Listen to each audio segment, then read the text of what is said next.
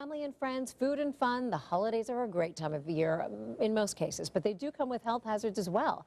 Dr. Runjhun Misra is with UConn Connecticut Health Center. She is here now to talk about some of these risks. Good morning to you. Good morning. So first of all, for a lot of people getting the family together, maybe you've been running around like crazy, there are so many reasons, financial reasons. This can be a really stressful time. Yeah. What does that do to our bodies? Stress affects the bodies in many ways, and one of the biggest things that we should be concerned about is having a heart attack. And especially the holiday seasons with stress, with alcohol, eating too much salty food, and sometimes even getting out there, if there's snow on the ground and plowing away. You're not used to it, you might have a heart attack. So it's very important to remember, do what you normally do. If you're not used to working out, don't go out there and start shoveling snow. If you have any symptoms, don't overlook them. Some people think, well, oh, it's a holiday season. I might just be having some heartburn. I'm going to wait until the holidays are over and go into the office. And that can be too late. It can be too late.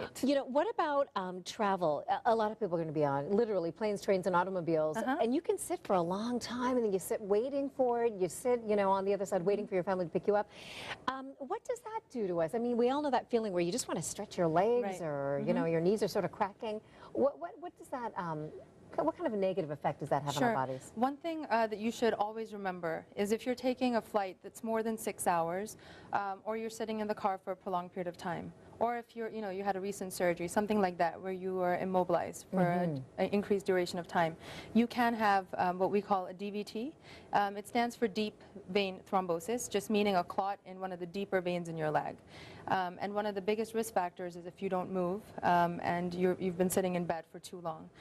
Same thing happens when you're on a long flight or if you're sitting in the car. So just remember, if you're predisposed to that, and there are risk factors you can read about online, like obesity, cancer, pregnancy, smoking, if you're on birth controls, get the aisle seat in the plane. And it's always good not to cross your legs. I'm uncrossing mine as we speak.